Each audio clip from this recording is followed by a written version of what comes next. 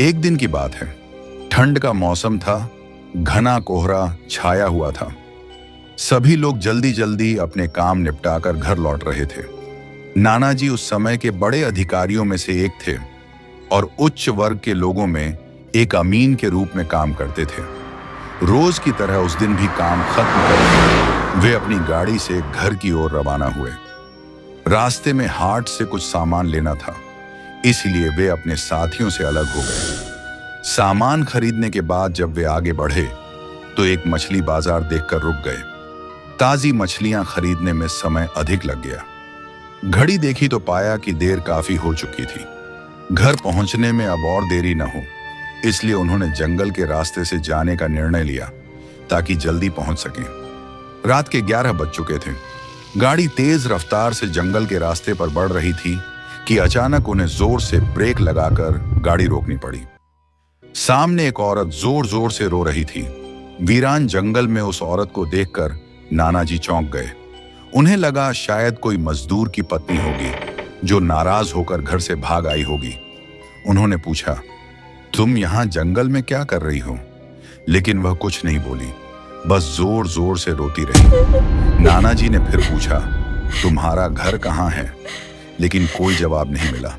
नाना जी ने कहा, आज रात हमारे घर चलो, सुबह अपने घर चली जाना, जंगल खतरनाक है।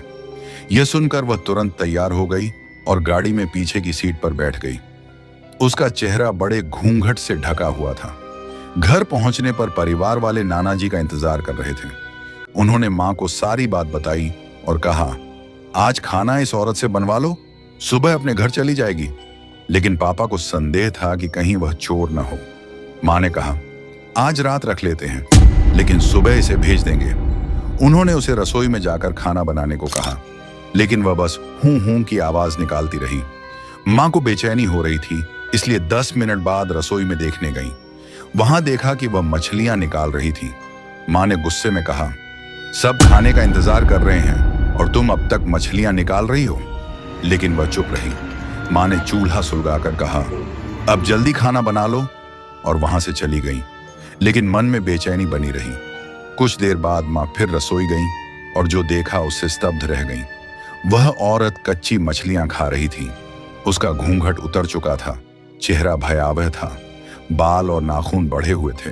मां ने जलते कोयले थाल में भरे और उस पर फेंक दिए। जलन से वह चीखने लगी और बाहर भाग गई। परिवार वाले दौड़ कर आए।